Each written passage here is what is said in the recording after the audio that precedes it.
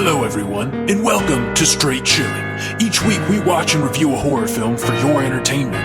You can send all questions and comments to straightchillingpodcast@gmail.com, and don't forget to keep chilling. Yeah, we straight chillin', serial killing. 5 cold villains on the mic, got you reeling. 5-star ratings from the floor to the ceiling. If you get your 1 star, no time for feelings. Got a demon DJ, all the 1s and 2s. By the name Elzebub, so don't get confused. So grab a seat by the fire, roast them all with 2. And prepare to hear the legend of the Straight Chillin' crew. What up, nerds? Welcome to a very hot topic episode of Straight Chilling. My name is Bob, and I'll be your host for the evening. This is episode number 234, recorded on Monday, September 30th, 2019. Tonight, we're going to be talking about The Craft. Before we get into it, let me introduce everyone else on the show tonight. First up, calling in from just outside Chicago, Randy Gandy G-Landy. What's up, Randy? What's up, buddy? How's it going? Chilling. I'm chilling. How are you? You still good? Still good? I'm good. Yeah. I'm good. Tomorrow, the witching month has begun, and the witching will begin. So, Right. I mean, I just got all my witch shit together today. I'm getting ready to do some crafting, if you know the kind of crafting I refer to. I do. October it's fun. Eve. You're gonna I'm pretty fucking excited. invite him to embody you, right? You can feel him. You can feel him inside you. Yeah. Don't talk about DJ Elzebub like he's not here. Randy's a slut. Last but not least, calling in from South Korea, we got our boy Soju. What's up, Soju? What up? It's your boy, Spooky Stains. I'm a time traveler, and guess what, bitches? It's already October in Korea. Damn. I know. I'm looking at my computer. 10-1, Bob. It's Jealous. crazy that the year has already gone by so fast. Like, what the hell? What the hell? I know, Bob. I remember when you were lamenting just 11 months ago about the end of your precious October, and now you've got another one. Why? It's already here. It comes so quick. As do you. As do you. Bob comes quicker than Halloween. Am I right? Oh. Gracious. The jokes are just terrible today. Let's go ahead and get into some housekeeping real quick. So the October poll pick has got a few hours left to vote on, but I'm going to go ahead and say that it's pretty much done. It's done for. It's been decided. I'm going to declare the victor as being the Texas Chainsaw Massacre. Whoa, your boy's on a hot streak. Shaboy. Who? Leatherface? Shaboy Spook Stains. That's not a good one. We've got a bit of a surprise to announce as well. So the Texas Chainsaw Massacre is the winner for the October poll pick, and that is going to be the official double feature for the month of October. So we're going to be talking about... Double feature, you say? Double Whoa! feature. 2 movies, Oh my. 1 episode coming at you. We're talking about the original Texas Chainsaw Massacre as well as Texas Chainsaw Massacre Part 2. Holy shit. Dude, that second one. I'm excited to cover that second The one. Saw is family. It's family. I'm excited. I'm This excited to shit's check wild. it out. Yeah, man. It's been a while since I've seen the second one. The first one, I'm pretty much a yearly view, but the second one's been a little bit. When I see some fucking Frank Booth get crazy with a chainsaw. Woo! Totes. Yep. So that's going to be our double feature for the month of October. So we're gonna be posting our November poll pick tomorrow on October 1st. And the theme for November, since it's Justin's birthday, it's the month before Justin's birthday. It's close enough. It's going to be Not even what? movies that Justin hates. Movies that Justin hates. And as always, as tends to be the case, these are also movies that Rob and I hate because, True. you know, we have groupthink really kicking into high gear over here at Straight Chillin' Crew. We're really not diversifying anything at all the way down to our taste in hated movies. Yep. So the movies that you're going to be able to vote on, there's a bit of a theme here. See if you can figure it out. It's going to be Halloween 2, 31, and The Devil's Rejects. Oh, they're all bad movies. I see. Yes. My favorite director. I see. Good Sir Zombie killing it. I see you're really running me through the ringer. Somebody is. It's We're not me. running ourselves through the ringer, for fuck's sake. I'm not excited about your month, buddy. I gotta tell you. I don't know. Some people love like the Devil's Rejects. Yeah, we gotta bring on somebody to counterbalance or something because we are like ready to. The old Bish was always defending Rob Zombie. He probably would. Yeah, he'd bring some defense. I don't know. We'll figure it out. Yes. So if you support us at the $5 level or above, you'll be able to vote on one of those movies, the winner of which we will be talking about this November. So check that out. Get your votes in while you can. Also, glorious news. We have a new Patreon supporter. We got to give a big shout out and, of course, the straight chilling salute to the one, the only Bobby Big Pole. This one's for you. Gotta keep that ass good and red, buddy. Nice and red. Bobby Big Pole. That's probably his legal name, right? Most likely. I mean, I'm assuming he's in the pornography industry, and good for him. Rob, I still just assume at least half our Patreon supporters are you, so that kind of justifies that. It's not a very creative way to hide your name, but whatever. Guys, we got another one. I'm getting pretty lazy over This here. one's called Bobby Doesn't Buy Too Many Big DVDs. See how successful we are? Keep doing this podcast with me. With me. God. Please. I just got to flash into Rob's future in a giant mansion, decrepit old mansion, all alone, podcasting with a wall. I'll have the whole house made of DVDs. Justin, do we have any YouTube or Twitch news? Yes, a scotch. Since we have been shifting our schedule around, I was not able to play this past week Dead by Daylight, and now it's a new month, so I'm gonna start playing the Blair Witch game. Shit, it just came out last month when we were playing Dead by Daylight, so I've already got it downloaded. Yeah, so what was that? I was just gonna say, this wave of like horror movies as games, I love this. I love this. This is just what I needed in my gaming industry. Well, and it should be perfect for Halloween season because it's I think it's the same people who made Layers of Fear, which is the game I just posted the latest video game review on, and I really enjoyed playing that game. And so if it's kind of like a similar style where it's essentially just like a 3 to 4 hour like haunted house game, like where you're like going and getting scared, but you gotta like participate, you gotta control your character. It's like a lot of fun, so I'm hoping it's kind of in that vein. But either way, I think it should be fun for Halloween. Which button controls how to wipe your nose? Because you want to do that a lot in the Blair Witch game. Something they neglected in the film. Don't do that. Wipe my shorts. The back of them, the ass end of them. You know it. I don't know. I'd wipe the front. Nothing going on down there. That's for sure. Something that you listeners might not know about Juice is he does not urinate. Doesn't happen ever. It has never happened. Or ejaculate, actually. Yeah. Really just a Ken doll down there, except for the anus. Oh, really? Yeah, just a smooth surface. It's real weird. He's all anus, this one. I think I announced it last week, and I just forgot to post it. But I have a Friday the 13th review going up at some point as well. So I'll post that up on YouTube for as far as YouTube content. But yeah, so check us out on Twitch. Watch me play the Blair Witch. That's twitch.tv/Straight Chillin' Podcast. And I think that's it. Oh, I wanted to let Aaron Shea, I believe, know. His poster is on the way. It Chapter 2 poster headed towards you, my guy. Nice. Very nice. Also, another reminder that... Are we going to Borat now? We're doing Borat. It's too easy. Another reminder that... really syncing this up. Each week of the month of October, we're going to be raffling off a movie bundle. If you would like to join in on that raffle, all you have to do is sign up and support us on Patreon, any level.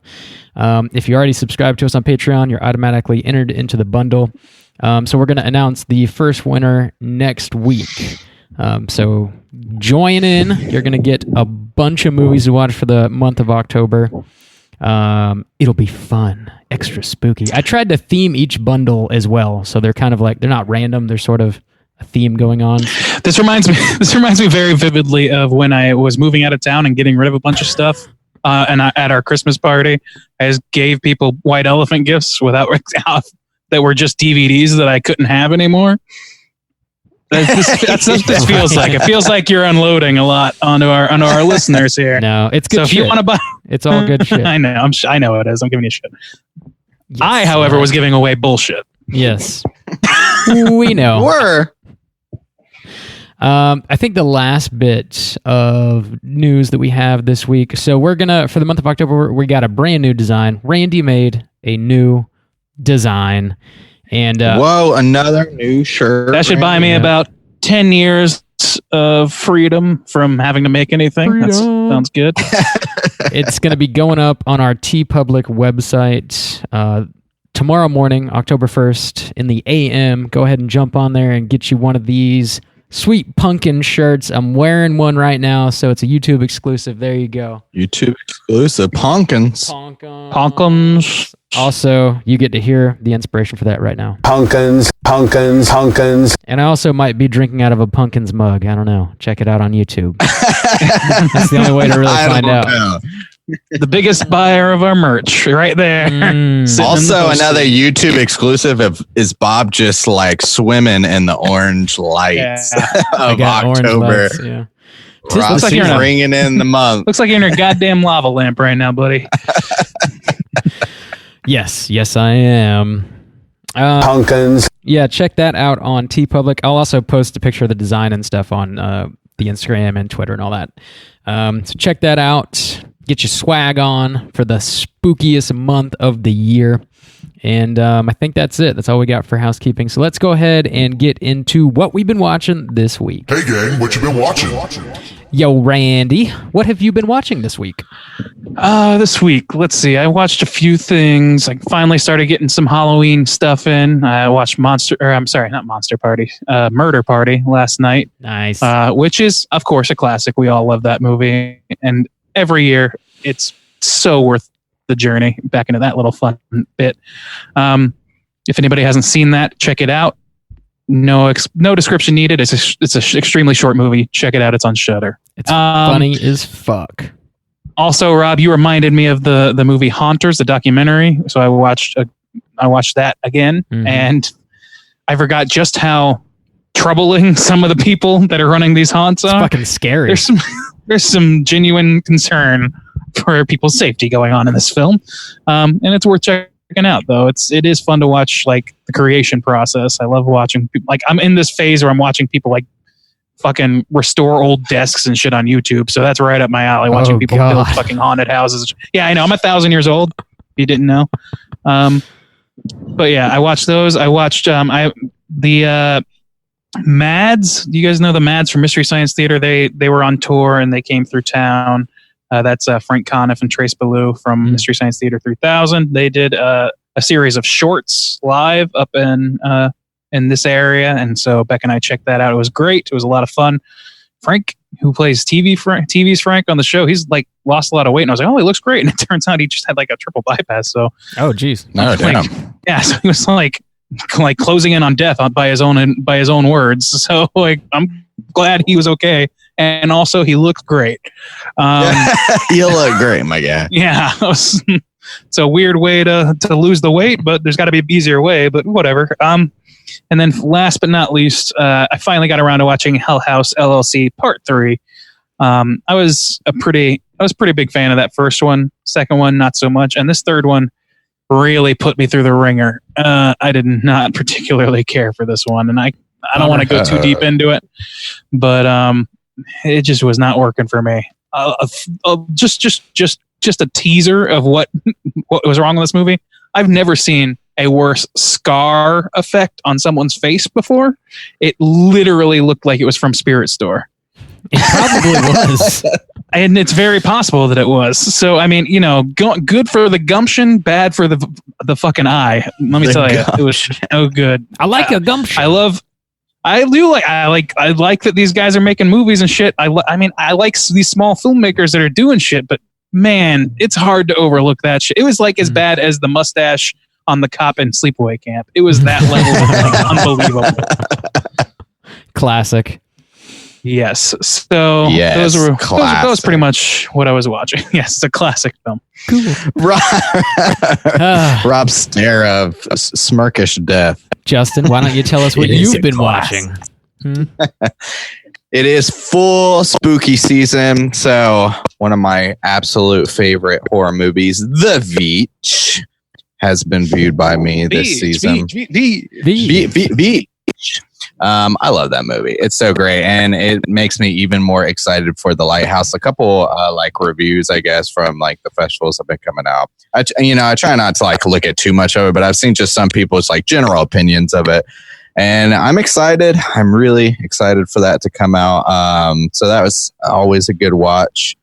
Old Black Phillip, man, that dude kicks ass. That dude right there. That dude right there. Black Phillip, he kicks some ass. He's a real motherfucker, ain't he? Damn, he gets all the ladies. Hornier than a fucking goat. Let me tell you, ladies love butter. Can't get enough of it. Butter. Do you want to live deliciously? And butter. Okay. Yeah, that's a swerve. Also I watched It Follows, and it always kind of surprises me. I always enjoyed that movie like quite a lot. I thought it was a pretty like good like original movie, quite a bit, but to find like I know it's like pretty torn. I'm always like reminded, I guess, when I watch that movie, like how much I enjoy it, and then like I'm always like, oh yeah, there's a lot of people who think this is a bullshit movie. And I'm like, that's so strange. Are there? Me. Like, is it a contentious film? It's like it is. Yeah. I mean, I saw. Sorry. No. It's just always kind of like surprising to me.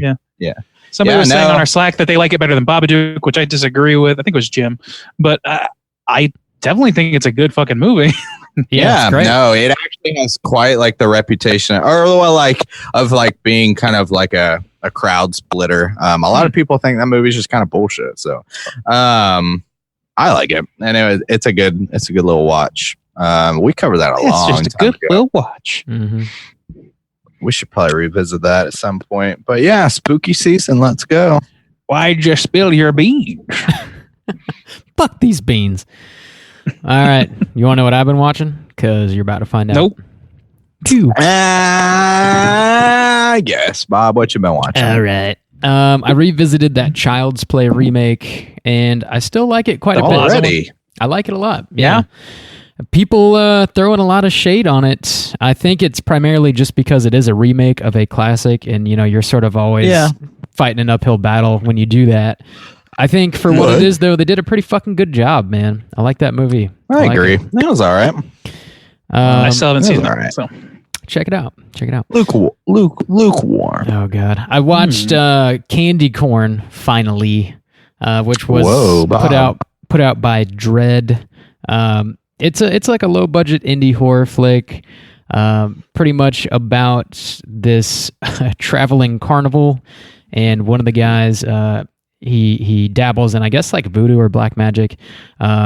This guy gets murdered. He gets bullied to death, basically, and the carny uses his magic to resurrect him. And it's basically a slasher. He goes around. He's got this mask on. He's killing the people, the bullies, basically, one by one throughout the movie.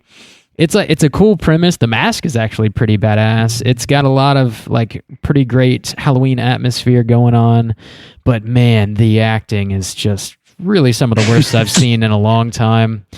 That's unfortunate. Yeah, that is very unfortunate. The writing is pretty bad. The score, the score is pretty solid though. It's got a pretty cool synth score.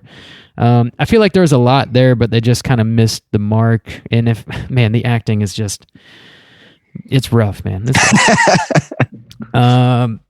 I also checked. Well, now you can watch it again though, because you purchased it on Blu-ray. I still want to support indie filmmakers. You gotta, it was a directorial debut. And also,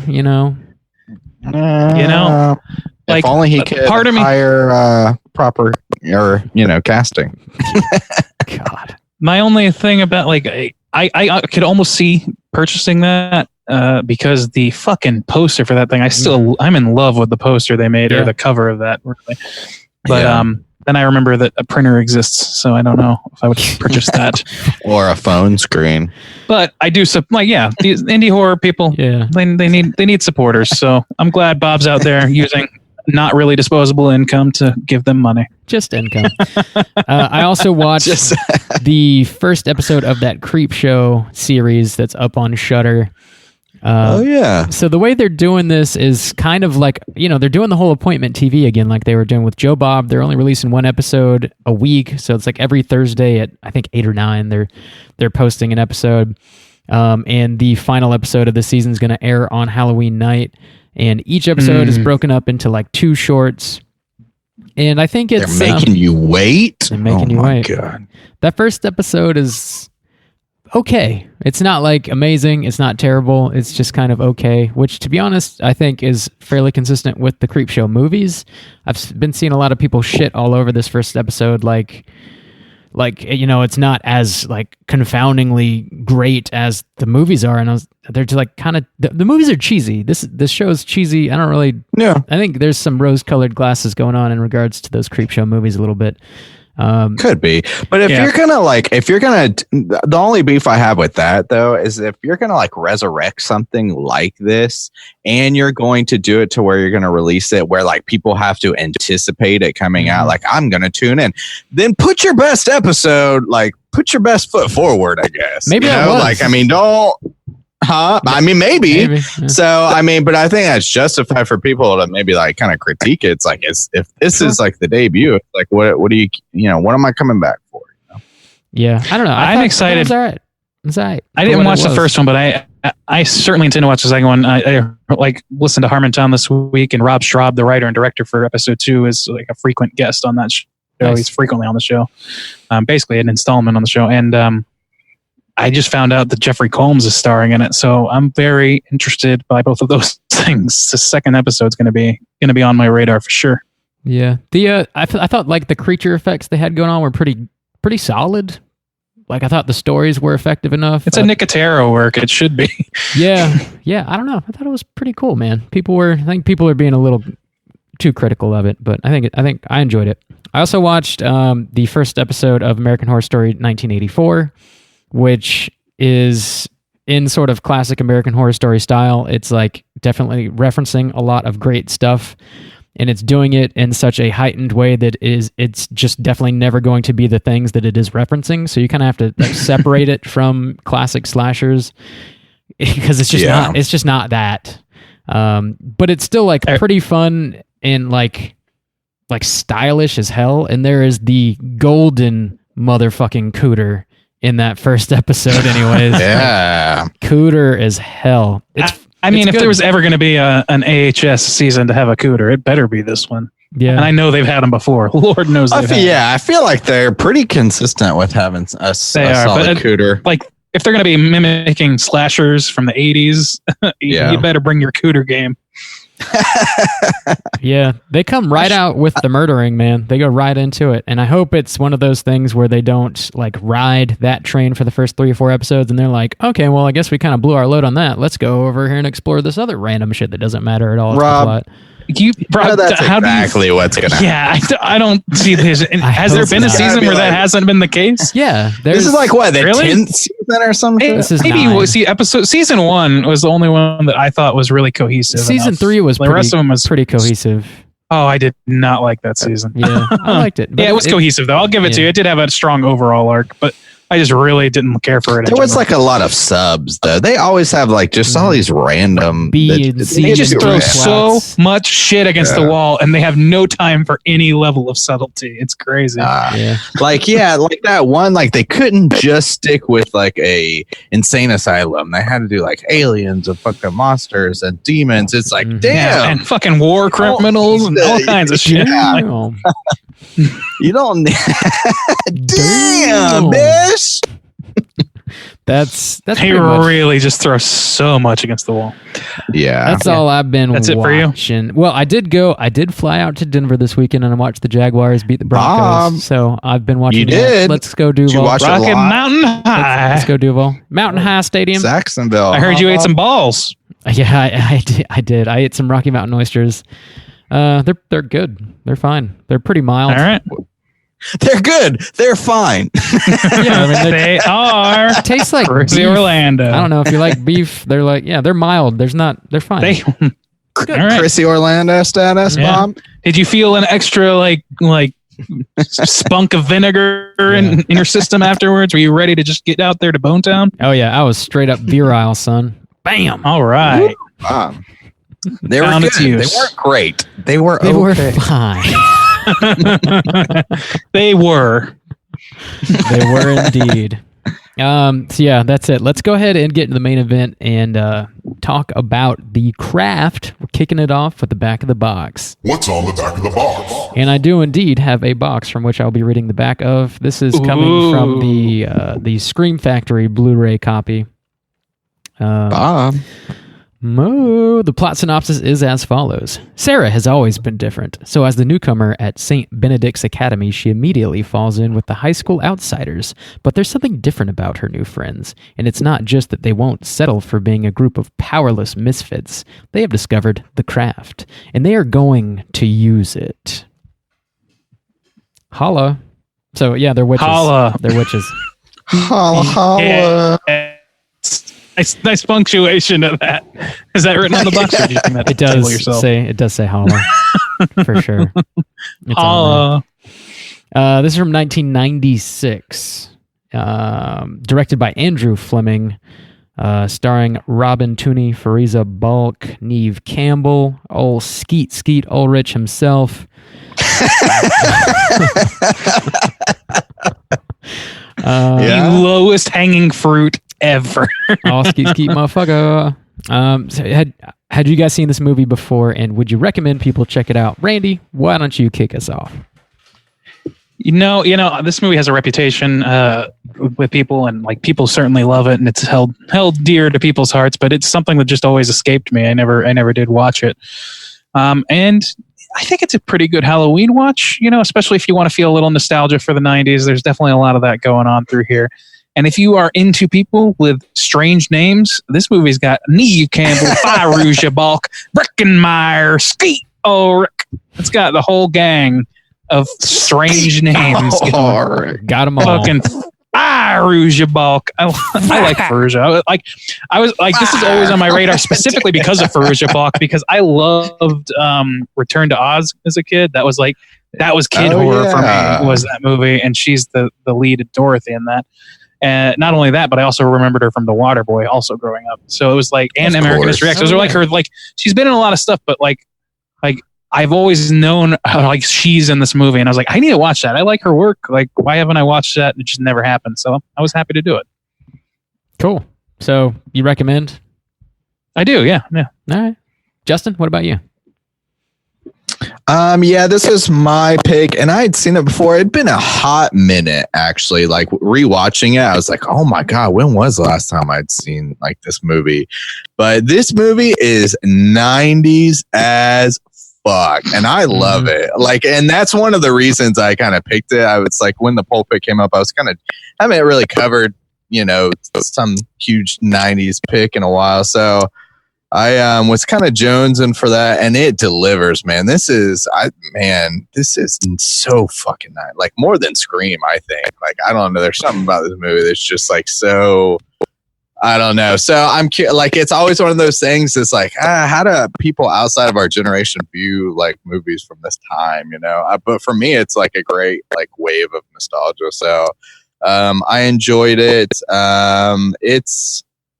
It's dated. It's certainly dated, but I think it's still like a solid like witch movie in general. I think it's got some cool stuff going on, and yeah, these ladies do a good job. So yeah, I recommend. Ladies, yeah, I'd seen this one a couple times prior. It's '90s as hell, and it's It's fun. It's fun for what it is. And I think if you were a child of the 90s and you somehow didn't see this, definitely check it out. Especially if you were like a teenage girl in the 90s. This was like the thing, right? This was like a big deal. So yeah, it's what, fun. this movie or just okay. Yeah.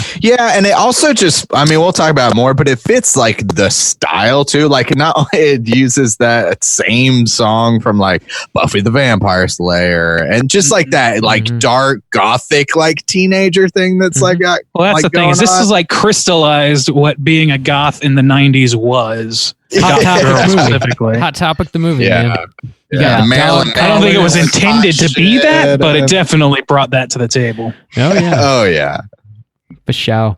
Yeah, so sounds like a hearty recommend from the Straight Chilling crew. I'm going to go ahead and drop that spoiler warning and we'll get into the main event. Here we go. Spoiler warning. The Craft.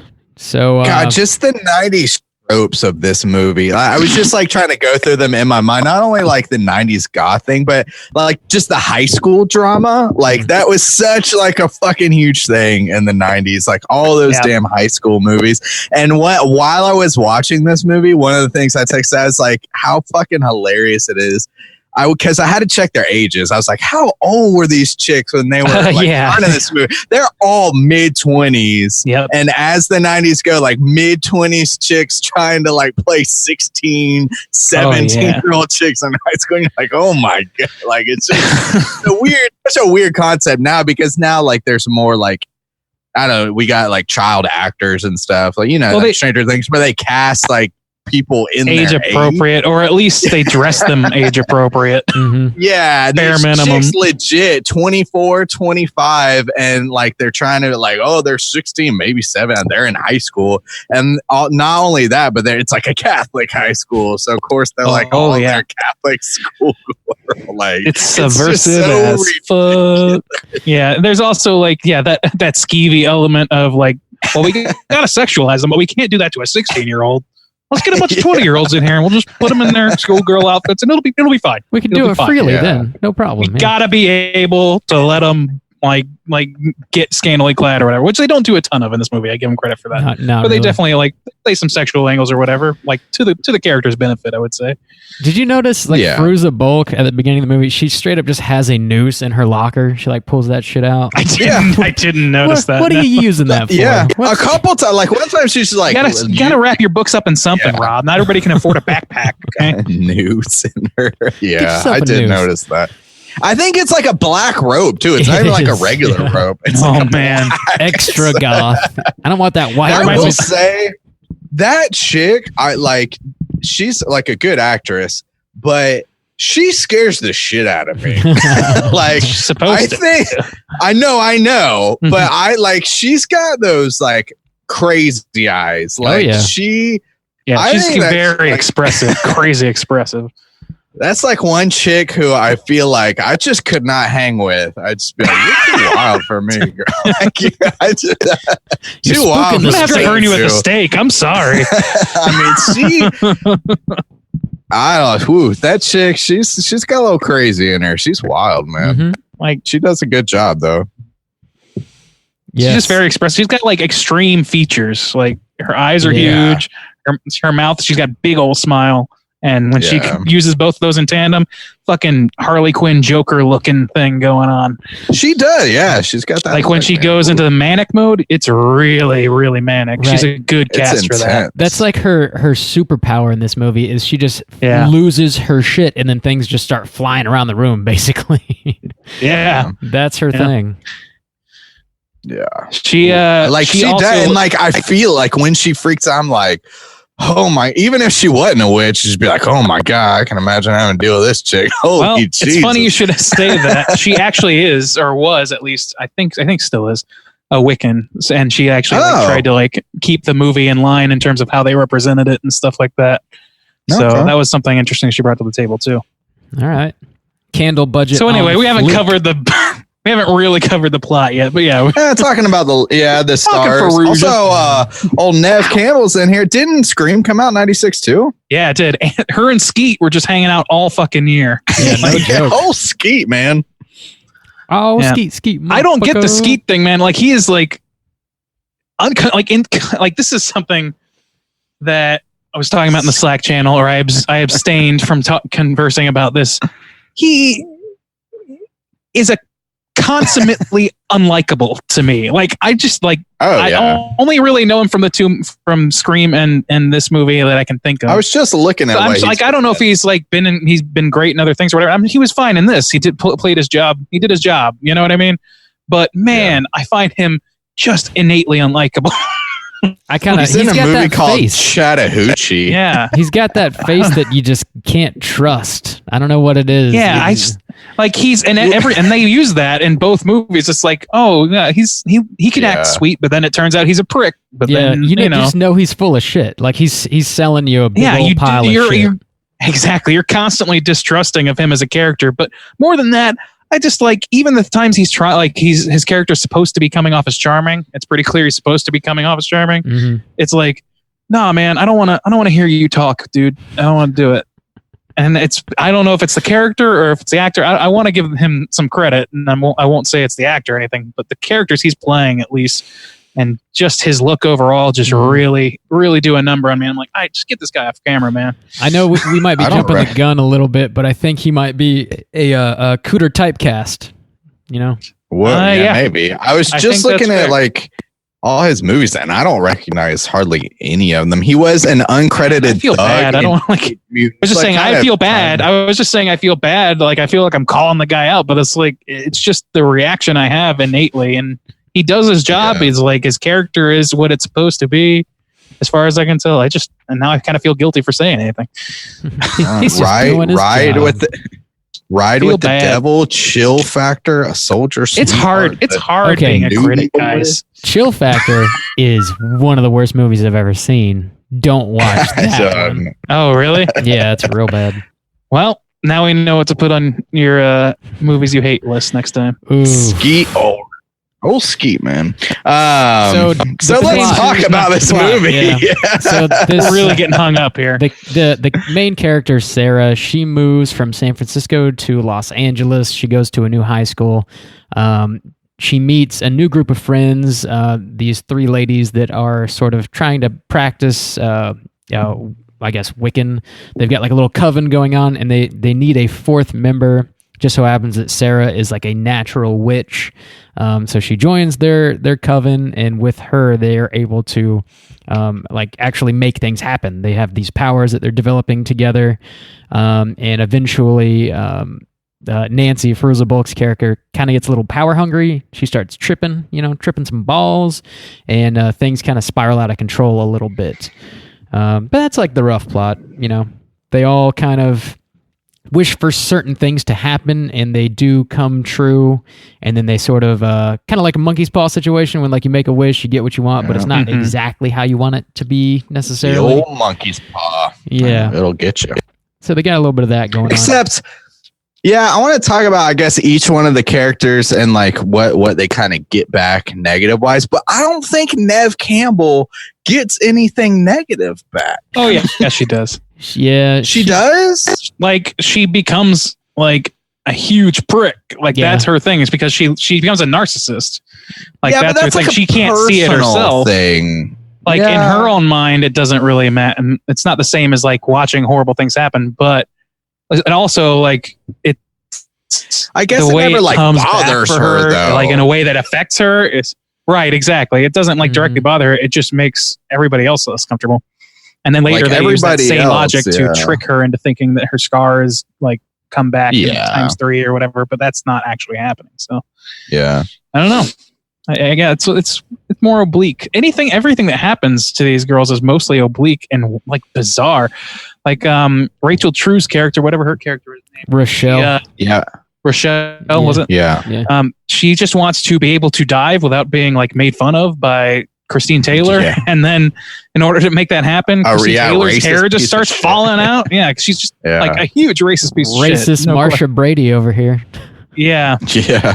She's just doing full Christine Taylor at like most mean version of Christine Taylor, and then her hair just starts falling out, and she starts looking like fucking like baby Jason Voorhees and shit. That's right. this like actually, yeah, I thought like that was one of the better like disturbing moments because this film plays it pretty safe, honestly, as far as like effect. But like as far as like effects and like disturbing things go, like there's the scene. So it just starts coming out little by little in this girl's face, but like it gets to a point where like she's just like laying like in the shower and like she's half bald, but like there's like, you know, like spots where it looks like her like scalp is real raw and her hands just like and shit. And like her hair's just like coming out in clumps like in her hands and she's just like weeping as like a 16-year-old girl would, and you're like, oh shit, like that. And like the character's reaction to that. Carrie Rochelle or whatever. It's just like it felt like, oh, that's disturbing, and it felt like genuine, like, oh, like yeah, that was interesting to me because it seemed like Rochelle was disturbed by that, but then later on, like it seems like she goes power mad too for no reason. Yeah, that was definitely an inconsistency because like that was like but I also felt like that, or I wish they maybe would have done more of. It seemed like they were trying to imply that the main witch, Nancy, was so powerful that she was able to kind of like maybe control the other ones. Yeah, but then they kind of threw that away. They never made that anywhere near explicit, though. Yeah. No. Yeah. So and the only and they did rebuke. Yeah, they made the choice to walk away eventually. So I don't know how much that holds water, but to me, like her and Nev Campbell both have sort of like they have their own interesting things going on for themselves. Like the Scar thing was interesting, and I like how that played out. But at the same time, the two of them don't really like. It's like they fluctuate. Like sometimes Rochelle is like, it's like, oh, she's going to come around, and then the next scene she's just being a huge dick. Like, yeah, I don't know why that like kept happening. And Nev is like I understand why, because like that's what she asked for. She has to be able to love herself and others love her more. So she becomes a narcissist. She becomes really hot and a narcissist. I can understand her, like her brain chemistry has been altered, but Rochelle is just like, I can't imagine like if you're like your rival at school as a high schooler started like losing their hair uncontrollably and you watch them crying in a shower, you might think a little lighter of them, might be like a little more sympathetic. And there's this moment where you think that maybe they're going to bury a hatchet or something. They meet at that party by coincidence. Christine Taylor's wearing a wig. She's like, hey, how's it going? And she's like, fine. And that's it. Like no more happens. That's true, yeah. It's really weird. It's like they cut something and just left that tease in. It was bizarre to me. Yeah, and Sarah asks, like, she wants to love herself more, and then she also, like, casts sort of a spell over Chris, old Skeet. Yeah. And he he starts falling like crazy in love with her, but it's like super creepy. Like he's showing up outside of her house, and it gets to he like tries to rape her. So yeah, let's say it gets to a point where like she finally goes out on a date with him, and he just like tries to rape her, which is fucking crazy. Like he's just that obsessed, and she kind of brought that on herself. In a way, I mean, this twisted. God, wow! No, because she's like trying to cast a spell. I don't know if you want to die on that blaming over. Nah. Oh, come on! I don't know if you want to die on that hill, my man. But I can tell you that thematically, it makes sense though, because I am not victim blaming over here. Jesus, this is like. This is like what's interesting. You really brought it on herself. What's interesting about that, though, is that's the whole like teenage girl experience in some capacity. Like that's one of the reasons this movie appeals to teenage girls is because that's the story of discovering like the power of your sexuality and all this stuff, the power you can have over dim-witted male idiots and not so dim-witted male idiots too. And it's just an allegory for that. And in that way, it makes us date rape is a part of that, unfucking fortunately. But and so really, all of this is kind of a part of that. Like everything that they deal with, like the one girl, it's her rival, and wishing like, man, I wish I could just be treated with respect. But then, like seeing like what happens when like, oh, her hair falls out. Except for because Nancy's thing is like she just like hates her situation. Like she's kind of like white trash and her mom, and nobody respects her. And even her thing, was that she had kind of like dated Chris at one point and like slept with him, old Ski, and he kind of rejected her, and she's like the goth in school, and she plays up the whole like weird thing, but it's mostly kind of like to get attention and shit like that. So yeah, she's the one's like, I just want to be powerful, and of course that one just like goes way out of control. Yeah, she ends up causing her stepdad, I guess, to have a heart attack. Her stepdad's kind of a piece of shit, and he like hits her mom, and Nancy loses her shit and starts screaming and freaking out, and like the microwave catches on fire, and the dude just like falls down and dies. And they inherit I guess a life insurance policy from him. They get like 175 grand, and they get this like penthouse in the sky and all new furniture and a jukebox. I know. And, like, it's like, dude, you are now broke again. You have spent all that fucking money. I loved how it was like 175,000, which I know like in the 90s, but yeah, it's like this, and they live in LA. They're in LA. They buy this like high-rise apartment and a jukebox and something like a car. They buy a muscle car or some shit, or a oh yeah, car she's driving around. Yeah, and it's like 175, isn't it? There it goes. Easy come, See, easy go. that's the kind of this movie was not made for 3 men in their 30s though in 2019, so might not exactly be mathematically appropriate, but I don't think it was a concern. 3 men in their 30s. That's our next podcast. Is that not the current podcast? I think we're there, buddy. 3 men in their 30s. Yeah, that's a big winner on fucking Apple.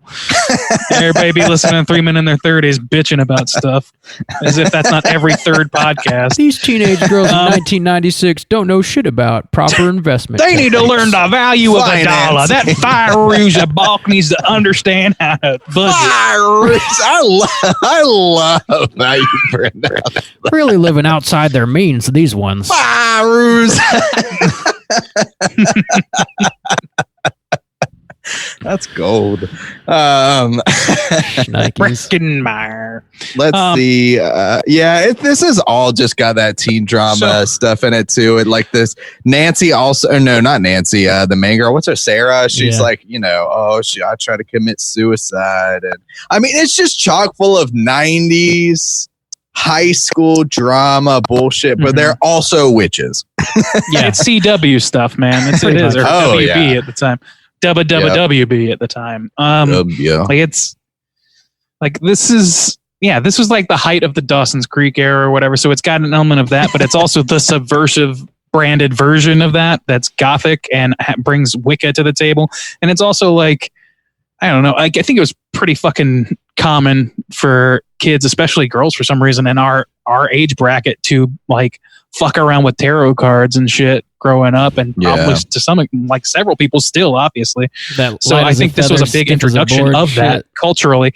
Yeah, I didn't know. Is that from this movie originally? I think so. I don't think so. Really? I knew that as a kid, but I have never seen it. I didn't know that was from this movie at all. I didn't know it was associated with this movie. So I don't know. Maybe that's an originator, maybe not. But either way, it's like this popularized a lot of like the Wiccan stuff, and like made it seem like edgy but not dangerous in a way that like popular culture was not allowing up until that point. So Satanic Panic had finally died down, and people were like, well, maybe Satan's kind of fun, and so they started doing let's fuck around with Satan. But they still understood that Wiccan to be Satan worship or whatever. So it's like this huge mess of like misunderstanding Wicca and also just thinking it's edgy and being able to market it to teens. So interesting moment, flash in the pan for American history. Did y'all ever try that light as a feather bullshit at your sleepovers? I'm pretty sure I tried it, but I don't recall anything happening except people's fingers slipping. So I imagine Randy definitely got stiff as a board. That's my bet. I mean, I'm betting that. You don't have to imagine, buddy. That's what you would imagine, huh, Bob? Oh, Mr. Hotcakes. Hello, Mr. Hotcakes.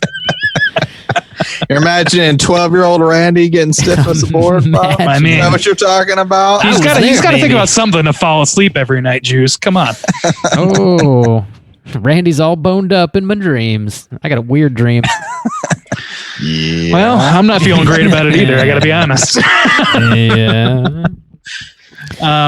But so, yeah, we gotta mention the Manon. Yeah, Manon. So that's, for some reason, coming into this podcast, I was thinking, like, what was their god's name? And I kept thinking Imhotep, which is just the Brandon Fraser mummy. That's the Scorpion King's god. that's the one true king, the Scorpion King. Yes. When I first started, this is a regional store that I keep seeing ads for and I keep seeing around town called Menards. And I guess people who grew up with it, it's like Publix or like it's regionally like just sort of accepted and nobody bats an eye. But for me, like every time it's like a home renovation store, like a DIY. Oh, store. Okay. But it's called Menards, and every time I see it, I'm like, "Oh, Menards!" And it's just like dumbest, stupidest joke in the world. And when they first said the name Manon, I thought that's what they said, and I was like, "No fucking way, this is happening." Menards. So yes, that's my story of Menard. So they don't really, it's not really Menard like the story. devil. It's like nature. It's like I said, everything. well, if God and Satan are on the football field, Manon is the stadium. Is that what they say? Okay, so that's God then. Manon loves football. Yeah, big football fan. He's like a good and evil. He's a balanced God. Yeah, he's a fair God. He's whatever you make of him. He's the friends we made along the way.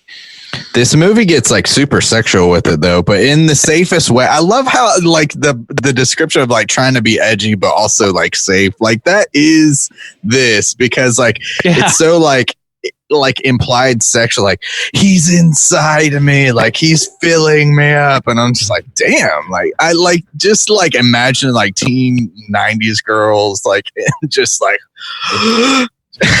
like Manon is like the symbolic equivalent of like an abusive, druggy 35-year-old boyfriend that one of your friends gets when you're in high school. Damn, is that what 35? I'm hearing? I don't know. Somebody way too old for a 16-year-old, probably. Somebody who books shows. We should invite Bob. We should invite him on the podcast. What? Yeah. Fuck off. Get that shit out of here. Bob. Hanging around high schools. Fuck you. And next to weigh in, we've got Mr. Manon. Manon, how you doing? I'm here to fill you up. Woo! So Mr. Manon like, here has Manon, he doesn't seem too consistent because like he gives them powers, but then he gets mad when they use their powers. So he gives more power to just another one of them who abuses her power. So Sarah, like, does she? Like, I don't think Sarah does abuse her power. I think she brings balance back. I think Nancy is only able to like she like invokes Manon. And I think she's only able to do that because Sarah joins the coven, so she kind of gets kind of a little power hungry.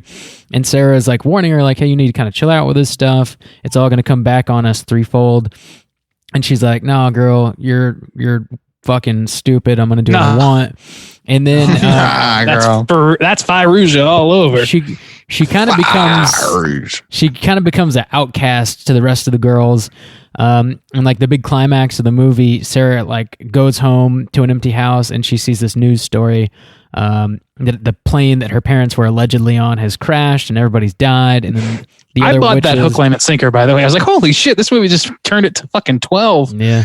You just killed their parents? Like, like she didn't do anything except run away from you. Yeah. She questioned their authority. Well, she tries to put it like a binding spell. Right, but then they confront her and they say, don't do that or we'll get onto you or we'll fuck with you. We might even kill you. And then like the next step is killing her parents. It's like, why give a warning then? Yeah. Why warn anything? Just kill. Just kill. So they start fucking with her pretty good, and like her house fills up with like snakes and bullshit. Snake budget was on point, dude. Seriously, yeah. And mice, how many snakes and mice can you buy? Probably over like 3,000 for pretty cheap. Like over 3,000. Filled like a room almost like with snakes and mice and bugs. Indiana Jones up in this bitch. Oof. Yeah. They really did have over 3,000 snakes: pythons, boas, water snakes, garter snakes, rat snakes, and a 10-foot American constrictor. Even rare albino snakes. Looking at you, Skeet. Bringing that. They said For this one, they said, "Fuck the candle budget. We're going snakes." Speaking of they had a skeet, lot of candles there. They did. dude, Yeah. man, fucking Fairuza's character, she changes like her face to look like Robin Tunney, whatever, Sarah, and then like starts fucking Skeet Ulrich just because. Why did that happen? Well, just as a power move? I think she's straight up a couple wants things. She wants Skeet. Yeah, she said before that like she had good slept time. with him and he rejected her. No, like in the beginning when he was hitting on Sarah, like when she's new to the school, she's like, "Oh, you could ignore him. He just like uses girls and like oh yeah, I remember that." And like so, I mean, she's obviously like her whole thing is she's jealous of Sarah. Sarah comes in, she's like generally kind of accepted where she is like a goth. She's a natural, more powerful witch, whereas like Nancy's not, and that's what she wishes for when they cast their first spell. Like, I want to be powerful. She's, she's got like a family, a mom and a dad. She lives in like a regular house, whereas like Nancy lives in like a trailer, and like that's her whole thing. Like, she just wants to be Sarah. So yeah, that's she. So when Sarah casts like a love spell and old Skeet goes crazy, then like Nancy just kind of takes advantage of that. She changes her face. She looks like Sarah. Then she fucks him, but she uses that to like fuck with her too. I forgot also that this is right after he tried to rape Sarah. So she's reacting to that. So she's just pissed at him also and just wants to fuck with him. And but then I thought she was going to go and just straight up murder him. But first she decides, hey, you know what? Let's get a bone in. Here real quick. Yeah, and then she kills him. Power hungry, man. Yeah, she is. She does. She throws him out a goddamn window, and he's like, "What?" the whole time. Just nothing but a Skeet stain left. Oof. So they to like kind of wrap the plot up. The girls, like after they fake that Sarah's parents died, they show up to her house. All the snakes are crawling around, and they're like, "We're gonna make it look like you killed yourself," basically. And they like cut her wrists, and they make up this fake suicide note. And then as Sarah is laying on the ground, she then invokes Manon. And she like stops bleeding. You went Cajun for a second. All of a sudden, Manon. How long you been sitting there, Manon? 35 years.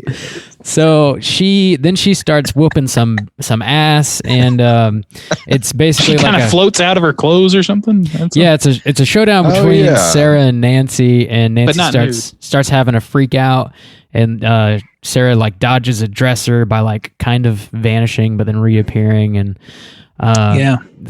basically the way everything ends up is Nancy admits that like they were just fooling with them. Her parents aren't dead, and Nancy ends up in like a psych ward, and the other two except girls, she slashes her wrist, and then they're all trying, we're just messing with you. It's like, you cut the wrist. Like, sorry, we she's like, what, tried to kill me? And she's like, yeah, sorry. It's like, what? No, fuck you, fuck off. Go fuck yourself. And there's no sorry for attempted murder, you fucking assholes. Get out of here. Sorry. And then they're like, she probably doesn't even have powers. It's like, I killed that your best friend or whatever. Because I wish they had done it where they were like manipulated, because for the most part those girls like are sympathetic, and it seems like they start to up until see, the like end. the error of their ways, except for Nancy. So it makes sense that like maybe Nancy wishes for power, and she even tells them like, you guys are so dumb, you don't think, like there are lines that like imply that like Nancy is like pulling the strings and everything, but then at the very end they're just like bitches. They just they were at the end. They were just as petty as they were when Nancy was calling the shots. Yeah. So that what they really want, sucks. Like, kind of the only reason that Bonnie and Rochelle come back to Sarah at the end is like they've lost their powers, and they're like, "Hey, just checking in. Do you still have your powers?" And she basically just tells them to fucking jog on. And as they're walking away, they're like, "Nah, she doesn't have her fucking powers anyway." And then Sarah like causes this lightning strike to hit the tree, and a branch almost crushes I also them. And that's I also don't like that, because it's like I don't know, if I'm looking at the symbolism that's supposed to be going on, or that I think is going on in this movie, those characters just kind of peter out, and then at the end, they're, instead of like they don't having this moment of like inner strength, like I don't need to prove anything to these assholes. She instead like does this big display of power just cause, and it's like, So don't fuck with me. It's like you could stop them if you needed to. So Why? don't fuck with me. It's like we don't need that. You don't need that. The whole character arc is supposed to be that you are now self-possessed person who has these extroverted powers, but you don't need. You only use them in service of whatever you think only is 16, reasonable. Randy, you know, she's got a long. I know, and again, men in their 30s sitting here. So Sarah is 100%. She's that only witch. a 26-year-old woman pretending to be. Oh man, she's only 26. I could pull off 20, don't you think, boys? I don't know, man. do you mean like in prison or? Probably not. In prison. You probably pull 20, 30 in prison for the shit you say on this podcast. Your ass is about to get extradited real quick. Damn. We got to get this one out of here. Don't rat me out, boys. Get him They back know to the how States. many sojus you've drank. You're keeping track, buddy. Mhm. So that's. But yeah, I don't know. That's There's the plot. Yeah, it's 90s as fuck. It's like just really seems like it's not like rah girl power thing that was happening a lot. Also with the Spice Girl thing happening around the same time. It's like the quieter introverted version of that, where it's like, oh, I'm discovering these things that this power that I have on the world around me, whether it be my sexuality or my capabilities as a swimmer or like in like physicality or whatever it is. Yeah. They're figuring these things out. And that seems like the not terribly subtle, but the more subterranean plot that's happening here, the arc. But it's just weird that a couple of the characters kind of just peter out into just being petty in general, just like being, oh, we were power hungry and then we saw ourselves with scars again and now we're sorry, even though we also think you suck still. So like, what's that? I don't know. Yeah. That's kind of their arc. And then not much of an arc for anybody. Sarah's the only one that has Sarah and Fairuza Balk are the two with the real arcs going on. And Fairuza's is just like, I need to have the power to get out of this situation. And then when she gets the power, she's like goes mad with power, and then starts abusing it. And then, you know, she ends up losing it because she's not the only one with power. She's not the only one that is capable of, you know, affecting the world around her the way she thinks she is. And it takes Robin Tunney, Sarah, to discovering her own inner strength to counteract that and create the balance again. So there you go. Yeah. Plot. Bam. The Craft. Any other things you guys want to touch on before we give our ratings on this? Gucci. Nope. Gucci gang, Gucci gang, Gucci gang. Let's do it. Randy, out of 5, how are you feeling about The Craft? I think it's definitely a fun watch for me, and I think the nostalgia factor really does go a long way. There's not like Justin, your question of whether it's Scream or this movie or the more 90s movie. I don't know. It's a tough call, but they both like hit that nice sweet spot for me where it's like, oh yeah, I remember people like fucking dressing this way and using this kind of slang and that shit. The living and Jinko jeans in front of people. Yeah, the living Jinko. Okay. But yeah, Those so like that goes a long way. The storyline of like I said of Fairuza Balk and Robin Tunney's characters, it's pretty strong. I think like it's got a clear direction and it's done fairly well, if a little bit, I would say edited, maybe a little bit, or maybe it's just paced quickly for me. I don't know, some of it. But like for example, Skeet Ulrich dies and the next scene is just Robin just being sad about it instead of like, I just want to be like, well, how are they going to explain this to the rest of the fucking party? For starters.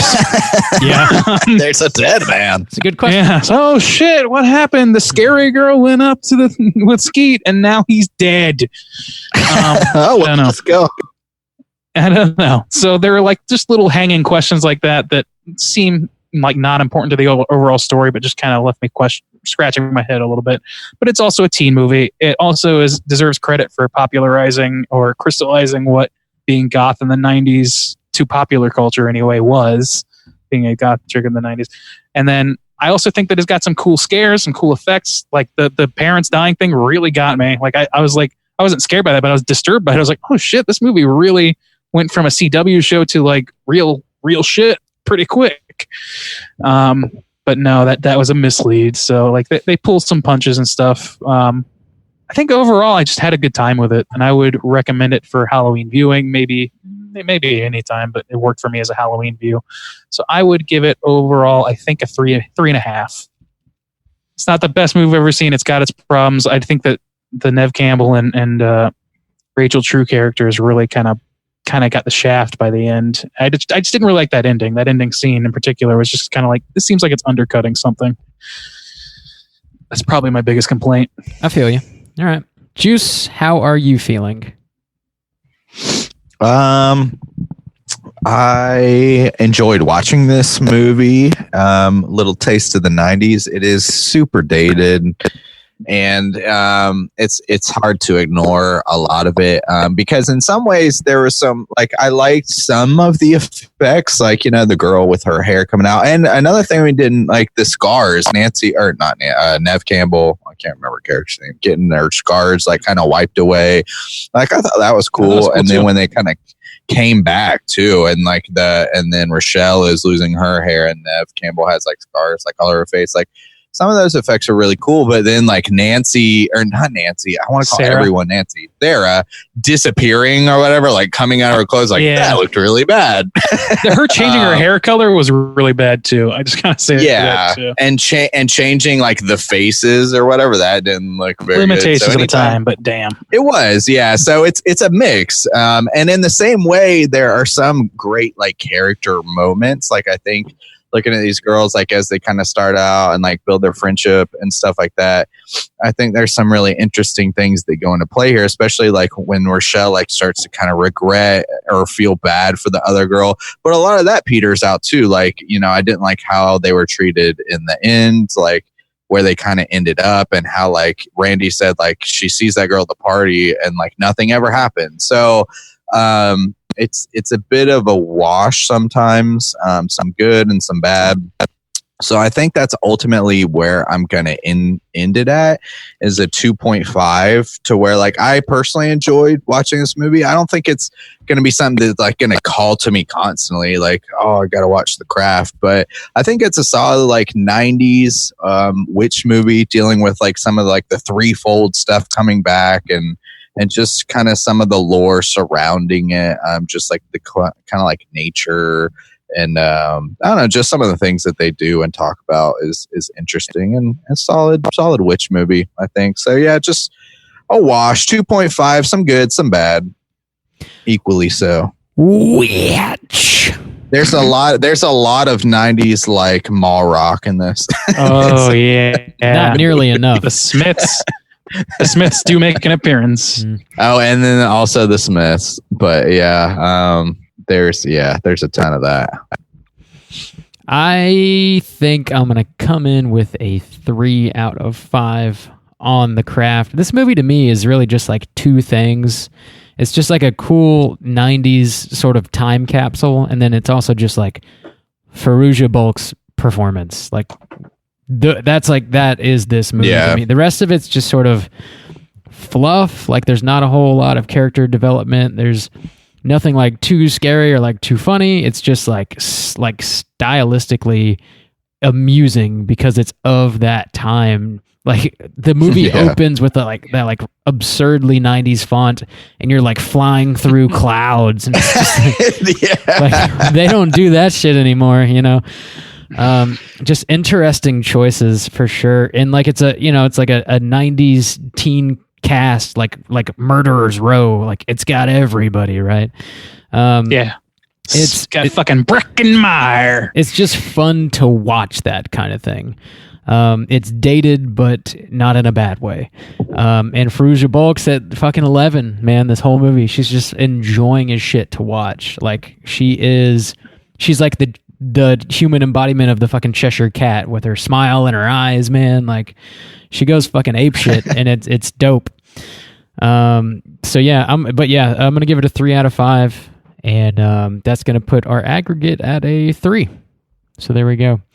Let's go ahead and jump into a Rotten Tomatoes segment and see if we can guess what the critics and users think about The Craft. Certified fresh to death. Take it away, Juice. All right, let's hop into it. Rotten Tomatoes segment. The boys are going to try to guess first what the critics think of The Craft. Total count 56 critics rated this movie. Bob, why don't you kick us off? What do you think the overall percentages? I'm going to go straight up with that straight chilling number and guessed a 60%. Wait, what? Because okay. Our aggregate was a 3. So 60. The straight. Okay. Not the comedy number. Not the comedy. Okay. I was going to say. Not the special. Not the straight. Not the special. No. Okay. Just okay. Sorry to confuse. Yes. All right. Bob is going to sit at a 60%. Randy, what do you think? I'll take the comedy number. Fuck it. Fuck it. I mean, that's 69. Fuck it. It's swagger. Skate, motherfucker. All right. Moving along. Bob, unfortunately, after that performance, is going to take it. My streak is dead. Yeah, Randy swept the board last week. 55%. That is rotten, considered rotten, so it is not certified fresh. Damn. The critic consensus is The Craft's campy magic often overrides the feminist message at its story's core, but its appealing cast and postmodern perspective still cast a sporadic spell. That's some alliteration, baby. Yeah. Nice job, Rotten Tomato summary writers. Whatever. Yeah, I guess that's all right. Whatever. What? Fucking Bob. Continue. I will. So let's see. Audience score. Wow. Oozer rating. You don't see numbers like these anymore. 259,812. Damn. That is, I know we're sitting in like the 2000s now. So 259,000. Woo, back in my day, Rotten Tomatoes ratings were really high. Let's see who. Randy, kick us off. What do you think the Oozers think of The Craft? I mean, I got to think it's flooded with a lot of big fans and a lot of people who took a lot from this movie. So I'm going with 80. 80. All right, to Robert. I think that's a little high. I'm going to go with the comedy number this round, the straight chilling special. 69, please. 69. Unfortunately, Texas. Bob is going to sweep the board this week. Killing it. Very close, Bob, with the straight chilling special. It was overall 65. So it looks like this week, straight chilling crew are men of the people. Once again, we had an overall 60%. So, yep. Close enough. Men of the people. I'm surprised that there wasn't more positive in the users. It just seems like the kind of movie that fans of would just flood the comments. Yeah, with, I would. with the Yeah, ratings. I would think that too. Generally, whatever. But yeah. Oh well, we're men on the people this week. Manon. Yep. Randy, do we have any trivia this week? Oh yeah, we do. Let's do it. Totally time for trivia. Take it away. So there's a good hunk of trivia here. I'll as usual zoom through it as quick as possible, and so nobody can enjoy it. Ready? Cool. Here we go. Yep. Robin Tunney, who played Sarah, wore an auburn wig throughout filming because she had shaved her head for her role in Empire Records that same year, or the year before, which wrapped up a month before production started on this film. Robin Tunney's character also has a vertical suicide attempt scar, whereas in Empire Records, her character has a horizontal suicide attempt scar. So she was really she was really doing the suicidal characters for a couple of years. Hopefully she came out of that. Yeah, I guess so. But they also did you didn't do it the right way and stuff. Is like I remember those conversations happening, like just schoolyard bullshit. Yeah, that is true. It's like not with somebody who actually attempted suicide, thank God, but just a bunch of idiot kids. It's just like, just fucking around in the schoolyard like assholes. That was like a common refrain, talking about going across down the highway and not across the street. Down the highway. Fucking, it was stupid. Fucking it was fucking kids. stupid. We suck. 3 men in their 30s. These kids acting like they know something. Let me tell you. No, nah, man, I'm 20. Continue. I'm 20, dog. 20 to life. So, let's see. The official website of the film said, quote, the crew had to return to the location a second time to complete filming, interrupted by several weird occurrences that caused witch consultants Pat Devon to raise an eyebrow. As the frog is on a beach. Consultant? There was a witch consultant. God, I need to be like a cooter consultant. I'm trying to pivot. I'm trying to use this position to pivot myself into a cooter consultant role in Hollywood. Just a ultimately the straight chilling stepping stone. Very famous for producing consultants on this podcast. If there's a witch consultant in Hollywood, somebody's getting paid to consult a movie about witch. Then I need to be a cooter consultant. I need it. Like I deserve it. The cooter comes from within, Juice. They don't need you. You're talking about Hollywood. Sorry. The cooters are rampant. Yeah. They don't need your help. Anyway, so this is still the same piece.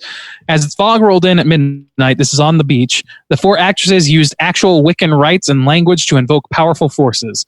Then, as Fairuza Balk's character Nancy attempts to invoke the deity Manon, a flock of bats hovered over the set and the tide rose dramatically, extinguishing the circle of candles. Witchcraft consultant Devon recalls that Manon, a fictitious creation for the film, sounds very close to Manannan, a Gaelic god of the sea. Luckily, we weren't all swept to sea. Director Andrew Fleming is quoted as saying, so if your deities are hard of hearing, saying that. You might be kind of fucked. You might be. It's like, you're a little too close, guys. I'm you don't coming even to be get saying you. anything so close to my name. Every time the girls started the ceremony. Just, oh shit, our candles blew out. Oh, luckily we weren't swept out to sea. Well, they had bats. Don't forget about the bats. It's just a funny, like the equivalent. So would be like getting rained. The equivalent would be like maybe getting a little rained on or something. And be like, oh, thank God I didn't drown. Just like, oh, the tide rose and blow your candles. Like, oh, thank God we weren't swept away. That's all pretty normal shit that just happens. Yeah, every time. Like you can time that shit. Oh fuck, it's Manon. Every time. There's more. Sorry.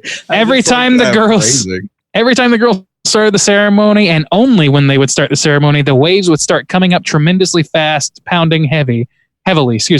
Then, right when Nancy says her line, "Manon, fill me," right at that exact moment, we lost power. It was a very strange thing.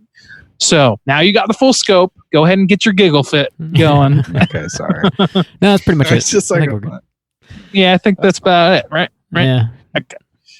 While researching, we weren't swept out to sea. Thank God. I'm going to say that. It's like, it's not like you were on a boat in the middle of a fucking hurricane. Whoa. You're standing on the beach and your candles got blown out. God damn. Why'd you spill your beans? I'm lucky to be alive.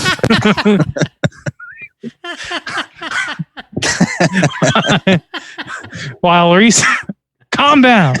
I love that. That's already a thing. That's great. Yeah. Oh yeah, it is. Of course it is.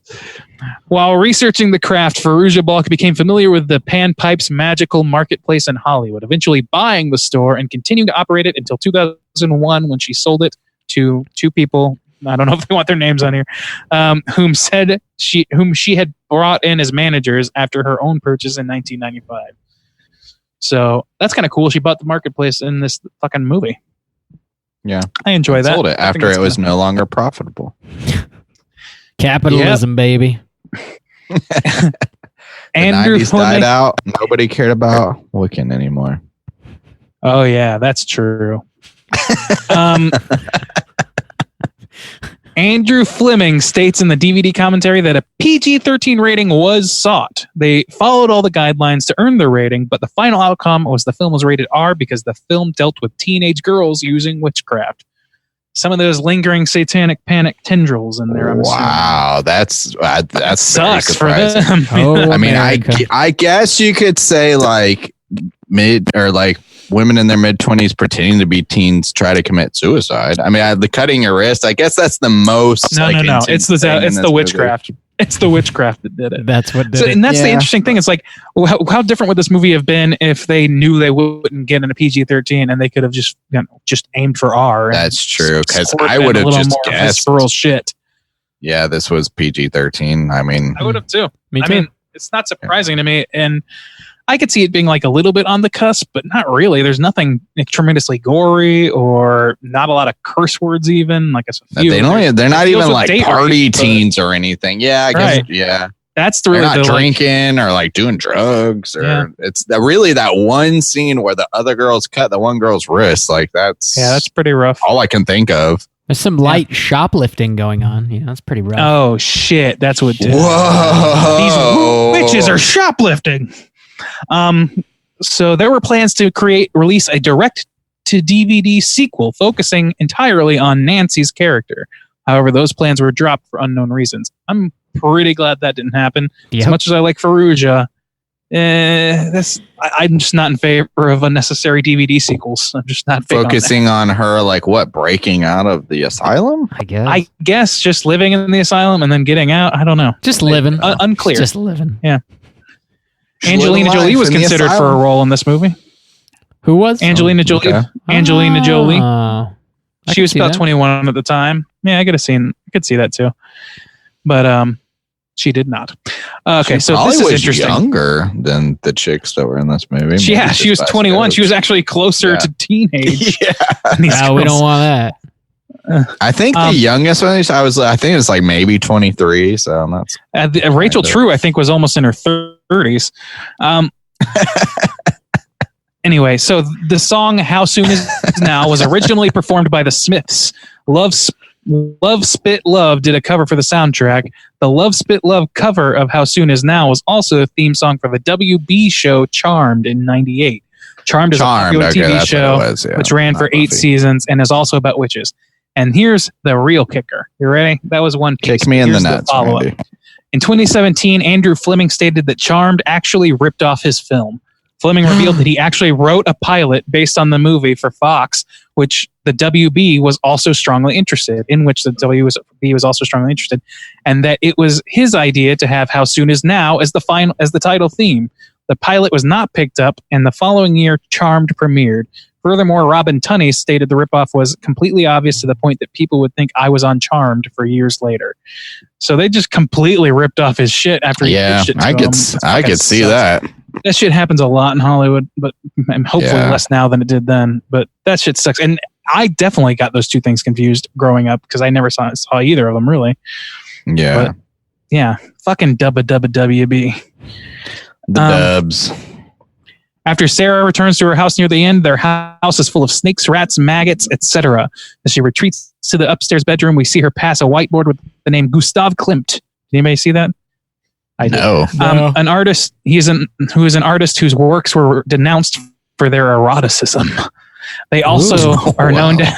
They're also known to have a common theme of the femme fatale, or women who are empowered and strong. So they definitely snuck it in for a reason. I'm guessing that's it. This one goes out to the Katy Perry fans out there. Katy Perry's song "Dark Horse" from her album "Prison" is inspired by this movie. Never heard it. Me either. I'm kidding. I No. listen every day. No, I've actually never heard it. But that sounds cool. I mean, I've Thanks, heard it, Katy. but I don't. Yeah. Really? I don't think I've heard it. I don't know. Oh wait, the Dark Horse song, wasn't that like her popular song? I don't think so. I don't. And if it was, I just don't know it by name. But 3 men in their Yep. 30. Yeah. 3 men, yeah, definitely. Woof. This one goes out to people who are more in tune with this than we are. 2 men in their 30s, 1 in their 20. So, Juice, you kind of touched on this. in the shooting script as well as the early edits of the film, it is implied heavily that only Sarah has actual magical powers, and the other girls' abilities are merely a result of them leeching off of her magic. Okay. Which I think is kind of interesting, but you know, it's okay without it. It's kind of an interesting take on it. I didn't really think about it that way, but it definitely seemed like she was the most powerful. For sure. Yeah, I mean, well, before that, the girls, I mean, they didn't say they had like successfully really done anything. No, they said no, it's not working. They were frustrated because it wasn't working. They were looking for a fourth, and then they saw her just fucking around with a pencil for some reason. Yeah, I was trying to keep a low profile, doing magic in class, which could because I mean, like the first time they actually do anything is when they all share the cup and they drink her blood. So I mean, yeah. Yeah, no, what Nancy asked for is the powers of Manon's, which so obviously she then gains powers, but it's not really a true thing. She's able to be bound. And you know what? That's kind of an interesting concept too, because then if you look at it from that perspective, like Sarah was like also like a new girl in school and like trying to make friends, and that's like who she like attached herself to. And you could think about that as like coming back threefold because there's three of them. So that's true. Like, you gain friends, but all three of them turn out to be shitty and try to kill you. So like, maybe that could be a thing too. So that's kind of interesting. Yeah. Good job writing a better movie, Justin. Good. Yep, that's what I do. Cooter consultant, Soju over here. Now, when you say cooter consultant, you mean you're a cooter who consults, right? Yes, absolutely. Okay. Hey, I'm a now-rapist. Here's our last bit of trivia. Go ahead. Last bit of trivia, and Rob, I'm going to read this in a fashion that you're accustomed to. Okay. Oh, it was titled Der Hexen Club in Germany. Yeah. There you go. I don't know. That's in the fashion of which you're familiar. Ooh, Listen to the last episode to hear Rob do an even worse version of that. Whatever. Manon. Der Hexen Club. I thought was kind of fucking Remy LeBob over here. Der Hexen Club. Hexen Club. Extra kraut on my Hexen Club, please. Okay. Bob likes that crowd. I do. You crossed the line now. I do. I've seen Rob suck on a kraut dog before. Sucking on a kraut dog. Man, that sounds. You were in that. You were in that motel room. Oh man, let's go hunting. It's time to talk Cooter of the Week. Cooter of the Week. All right, Justin, why don't you run down real quick what the hell a cooter is? Let's talk cooters. Cooter consultant Soju here on the job. We are talking a character type. They have 4 points. Randy brought up a good point that I'd kind of like to talk about a little bit.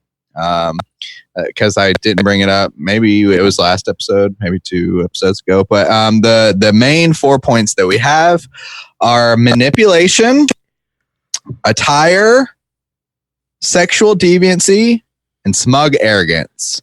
Those points make up our cooter. We have there's like an overall shittiness that we consider kind of as well. But usually, a cooter is pretty shitty in their own right. And then Randy was kind of bringing up like another kind of ghost point is just like overall kind of patheticness, like maybe being, kind of like pathetic. Just a little bit pathetic. Loathsome. Yeah. Cool. Yeah. Which I totally understand. Kind of tying into the old Jeremiah Sand ultimate cooter type. You got to be a little pathetic to be a cooter. Gotta be. That's a good point, Randy. Thanks for helping us. I'm here to help. I'm here to consult on your cooter consultancy. Thank you, my right hand man, Randy Gandy. So, I mean, we got to go Skeet, right? We got to go Skeet in this movie. Pretty obviously Skeet. If it's not Skeet, it's Breckenmeyer. Those are good. Those are definitely good options. But he's like the other teenage boy who is also shitty. Okay. Yeah. Also, what about Nancy? Like, she could potentially count as a cooter, right? She's manipulative. She's super self-important. Her attire is kind of wonky. Sexual deviancy. At she her tries peak to power, I would say that. Yeah. Deviancy. That's a pretty good. It's a pretty good. That's true. Thought. her attire. She's got that. She does have a noose in her locker. She wears a dog collar for half the movie or whatever. Who's that was the style of Skeet or Nancy? Oh my gosh. Yeah. So I don't know. Skeet's a date rapist, so it's not really winning any points that way. And he also is like, he's got the like general overall shittiness because he's a liar, he's a manipulator, he's a womanizer. Yeah. His attire is just like normal, whatever. It's a real cooter bowl going on here. Yeah. He's got those big ass baggy fucking khakis that were so hot in the 90s. He's definitely got an inflated ego too. He's like, it might be kind of a dead heat on those two, man. They're both pretty close. One of them tries to date rape somebody. Another person Nancy tries to kind of rape him too because he's dead drunk and she changes her appearance specifically to appear like someone else. And then Nancy is also trying to murder people on top of that. Yeah, but Nancy is the only one that's murdering people. Right. Yeah. So maybe that puts her over, maybe not. But that's not a point though. Murdering if you gotta have a tiebreaker. Skeet's more pathetic if we're gonna go with the time. If we're gonna go with the Skeet is more pathetic. It's pretty pathetic. It does swing him more, It's close. It is close. I mean, there's no rule that says we got to pick one. We could pick both, right? Yeah, that's true. Yeah. Well, cooter of the week. 2 cooters identified. Yeah, we've done whole blocks as a cooter before. It's fucking the rules are definitely breakable. We make them. No, they're definitely both cooters. They register high on a lot of points. These are good cooter types right here. Yeah, I think we got Nancy and Skeet. 2 confirmed. What is Skeet's name in this movie? I don't even know. Chris, I think. It doesn't matter. His name's Skeet. Yeah, it's old. How are you going to avoid the name Skeet? Once it's out there, buddy, your name's Skeet. His name's Chris Hooker. What, specifically on the Craft Wikipedia page, they all had Sarah Bailey, Nancy Downs, Bonnie Harper, Chris Hooker. Do they ever say that this man's name is Chris Hooker? Like, why do these characters need last names? I don't know. I don't know. Lots of movies do that though. Even if they don't, a lot of movies will have a last name. Yeah, man. Yeah, flesh that character because they just get cut out. They just whatever dialogue has that in there, and maybe eventually gets cut out or whatever. Yeah, or whatever. Let's go ahead and get into a little bit of horror news. Extra, read all about it. So, in relation to The Craft, a little over a week ago, I think they finally announced that the Craft remake that Blumhouse is putting out, they finally announced the cast for the girls, the lead roles in this movie. So, Zoe Lister-Jones is writing and directing this remake. I'm sorry, what movie? I didn't hear the movie. It's a remake of The Craft. Oh, remake of The Craft. Yeah, okay. Getting put out by Blumhouse. Whoa! So I actually didn't know that when I picked this movie. Yeah, it's happening. The girls are going to be played by Kaylee Spaney from Pacific Rim Uprising. Also, Gideon Alden from The Society, Lovey Simone from Sella and the Spades, and Zoe Luna from 15 A Quinceañera Story. I don't really know these girls by name. I might recognize their faces. Nope, I don't recognize their faces. I don't recognize them either. But how old are they? That's I don't know. That's a good question. Let's look it up. They look like they could definitely be, or at least some of them look like they could be 22. Yeah. Caitlin Speeney's 22.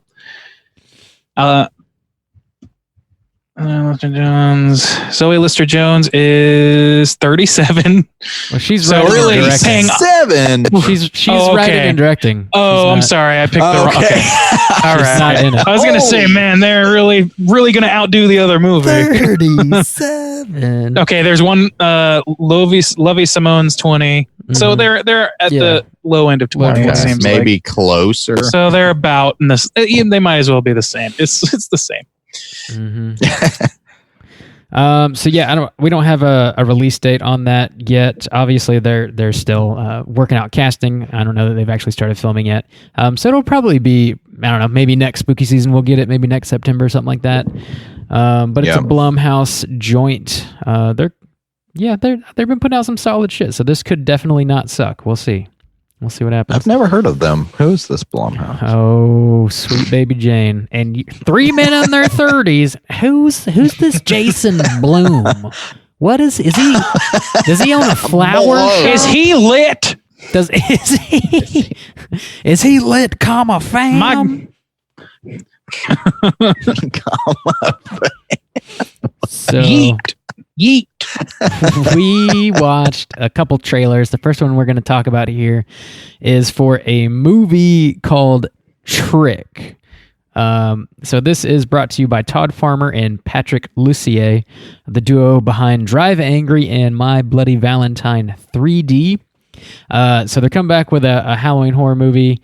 And it looks like it's more or less like a straight up slasher joint. It's going to be coming out on October 18th, 2019. It's going to hit VOD outlets. I don't know if it's going to have a physical release or not. I feel like it will, but probably a little bit later than the 18th. Okay. So the plot synopsis is as follows. Trick introduces a new slasher villain, Patrick, also known as Trick Weaver, who comes back every Halloween to do some killing. And it looks like he's a man of many masks, with the trailer highlighting a handful of different Halloween masks and also teasing some brutal kills. So yeah, I don't know how you guys feel about this trailer. I was interested. I thought it was like I just like that there's generally seems to be an influx of Halloween like directly Halloween related horror movies that aren't in the Halloween series itself. Like it was kind of sparse for a while there. Like you had your pumpkin heads, and even Trick or Treat was kind of like, oh great, a Halloween horror movie. We haven't seen one of these in a while. Not on that scale anyway. And it was exciting. But like now it's like, candy corn, like a lot this year, it seems like, coming out that are within. It seems weird for them to like wait that long to release it, since it's like Halloween specific, because that's the only thing you like, unfortunately, like, Halloween specific movies, once Halloween's done, it's kind of hard to there's a window to get back into it. There is. When is it released? I forget. October 18th. Yeah, that's kind of like late 1 in the week season, to watch that shit. They'll get a big opening weekend probably. It's VOD. Like, Oh, and that what you said? Still, VOD. Yeah, they'll probably have a big opening weekend because people are going to be seeking out that sort of thing, at least at that time. But I think it looks interesting enough. It could be good. Could be. It doesn't really like tip its hand in terms of quality for me. It looks like it could go either way. But I kind of like the conceit of it, and I like a good Halloween slasher. What can I say? Yeah. Same Z's. It looks like it could be fairly action-y, just based on the trailer. And also these guys apparently did like Drive Angry, so it could have a little more action than like a normal stalk and slash sort of joint. Also, apparently it's going to have Tom Atkins in it. I don't know like to what degree. But it's also going to have fucking Jamie Kennedy in it. And Omar Epps. For every plus, there's a minus. I'm down with some Jamie Kennedy. Jamie's all right. I got thoughts about Jamie. I don't know. Thoughts. Penny for your thoughts? Yeah, so we'll see what that's about. We also watched another trailer. This one is for a movie called The Wolf Hour. So this is from writer-director Alistair Banks Griffin. Apparently it had its world premiere at Sundance, and it's starring Naomi Watts from The Ring and many other things. So this the plot synopsis is as follows: a cultural icon and activist during the 1960s, now fallen from grace and a shell of her former self. An unseen tormentor begins exploiting her weaknesses, and she must face her demons at the height of one of the darkest points in New York history, the summer of the Son of Sam murders. How you guys feel about this trailer? Pretty good. Yeah. Yeah, I didn't get much of a horror vibe from it. Maybe like a psychological drama. Or like it's like definitely looks like it leans more into like the historical aspects of it, which is interesting. God, that summer look, it looks, which probably means it's of some quality. It looks miserable. Yeah, like it that really does. Summer heat, and just we've always talked about how shitty this New York looked back in the day, and it looks like that. It looks miserable. And also, like, I even just got a little squeamish. It seems like she's like a shut-in, and so her house is like starting to get grimier, and she like peeks out her window and the city's grimy. It reminds me a lot. It looks dirty. It reminds me a lot of Deep Red, but it's like Deep Red with Taxi Driver happening just outside the window. Yeah, it looks like it's got some like rear window. Not Deep Red. I'm thinking of Repulsion. Sorry, not Deep Red. Repulsion. Yeah, sorry, some like rear window vibes going on. Yeah. Also, like I'm pretty sold on this just because I like Naomi Watts in just about anything I've ever seen her in, and this definitely looks like she's solid. It looks like kind of a character study where she's gonna just sort of be able to go nuts, like really get in and act her ass off.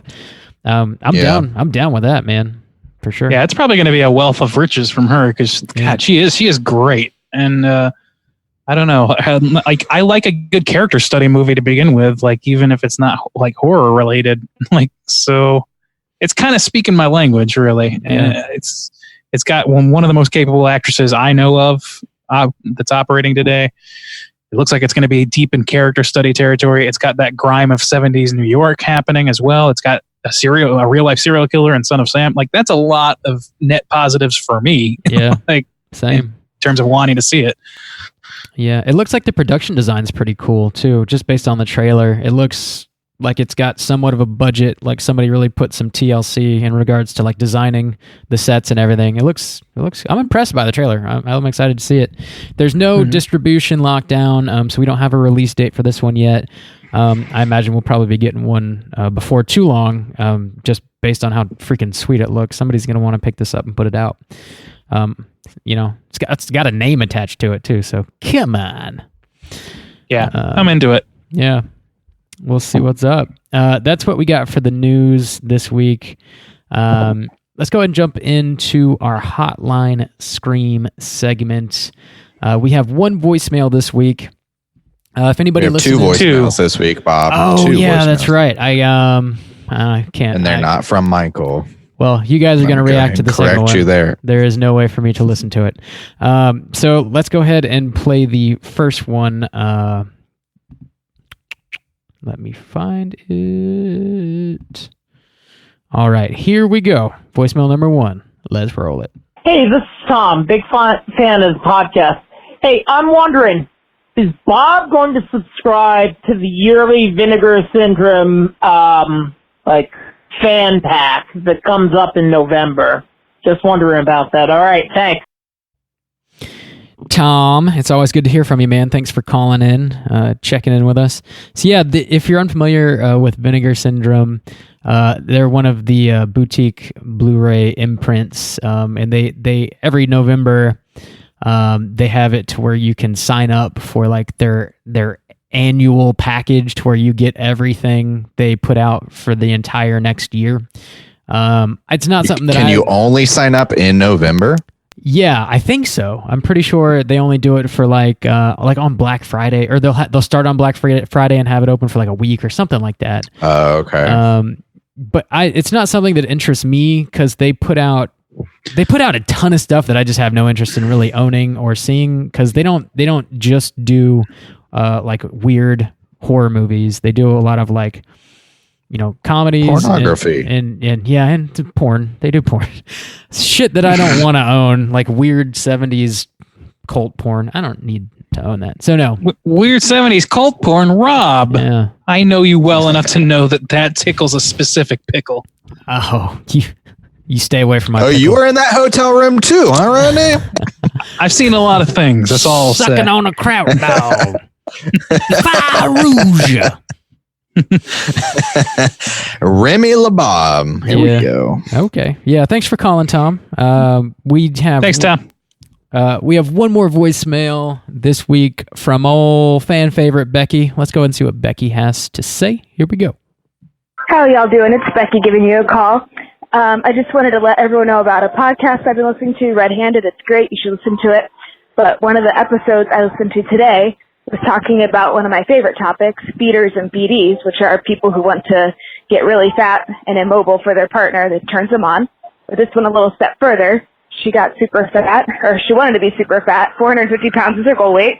So she could be eaten by herself and her boyfriend. She wanted them to fucking eat her, and while she was alive, eat her.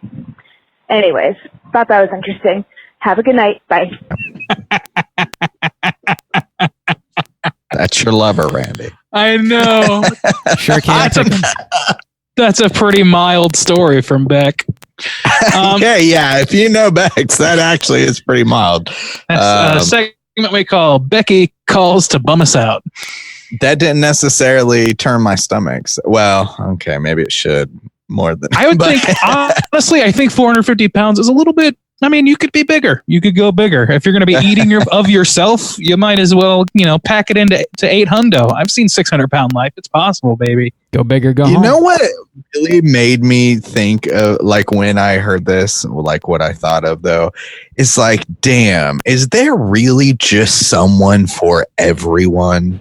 Like how, like just there are people who like struggle out there, like, and like, to just like meet people, but then there are people who meet other people who are like, yeah, I'm interested in eating you. Yeah, okay, let's share maybe that if more people tried it, how? Justin. Maybe if more people tried it, Justin, there'd be more happy couples in the world. How about that? How do you even like start to bring something like that up? Like, I don't even like. Is there a dating app? It's very simple, Justin. It's the second date post dessert. That's the algorithm for introducing a potential partner in the concept of eating of your flesh. Cannibalism. Now I wonder too, like if you could get like some kind of like liposuction, they probably wouldn't allow you to like take your own fat. Like that's got to be like medical biohazard stuff, right? Like, I mean, Freedom of Information Act, buddy. I don't know. Like you can't just be like, I don't even want to think about them maybe trying to do it themselves. Like, let me just cut this fat. Just gonna cut a little square out and then like a. Oh my god! Okay, it's starting to turn my stomach a little. Yeah, yep. There you go. Well, thanks for calling, Becky. And, that was just my initial. It's just like, God, there's just not only is there one person in this world that wants to eat themselves, they found a partner to be sexually engaged with that also is down with that. Like, holy shit. You reminded me very much of this King of the Hill moment where Peggy and Hank are telling Luann about how they met or whatever. And then she's like, oh, so it's true. There really is someone for everyone. And they go, what? I don't know how you got that. Nope, not for everyone. She's like, oh. Anyway. Yeah. Getting weird. Thanks for calling, Becky. Thanks. Good to hear from you. Thanks, Beck. That's all we got for our voicemails this week. If you would like to call and leave us a voicemail, you can hit us up at 904-638-3231. And there is now only one thing left to do on the show. It's time to save a life.